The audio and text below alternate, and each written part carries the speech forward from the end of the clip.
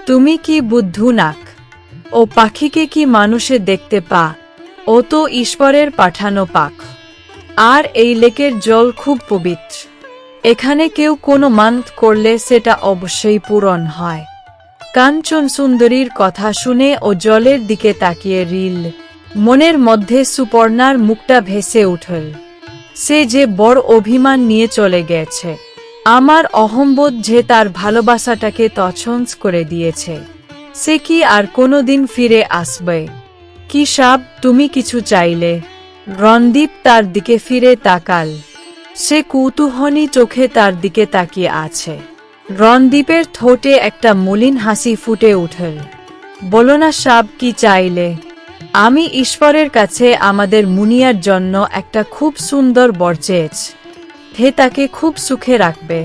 কাঞ্চন সুন্দরীর মুখে এবার একটা অভিমানের ভাব ফুটে উঠল।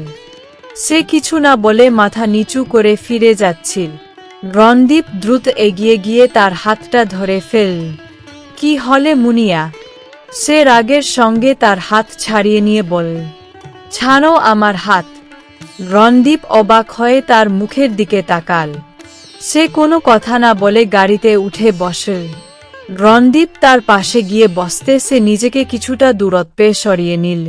রণদীপ আর কথা বলার চেষ্টা না করে বাইরের দিকে তাকিয়ে রিল। লাঠির ওপর ভর দিয়ে একটা লম্বামতো লোককে সে ওদের দিকে এগিয়ে আসতে দেখল। রণদীপ তার মুখের গঠন আর বিশেষ ধরনের পোশাক লক্ষ্য করছেন।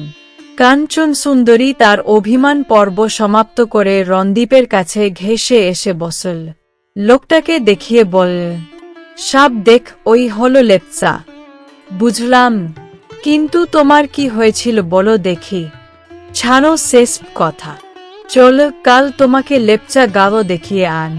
গ্রামটা খুব বেশি দূরে নয়। ইয়াকশাম পৌঁছতে বেলা দুপুর হয়ে গেল। জায়গাটা রণদীপের একেবারেই ভালো লাগল না। এখন থেকে তুষারাবৃত পর্বতশৃঙ্গগুলো দেখা যায়। থাকার মধ্যে আছে শুধু কিছু দোকানপাট আর কয়েকটা হোটেল। ইয়াকশাম সিকিমের প্রথম রাজধানী।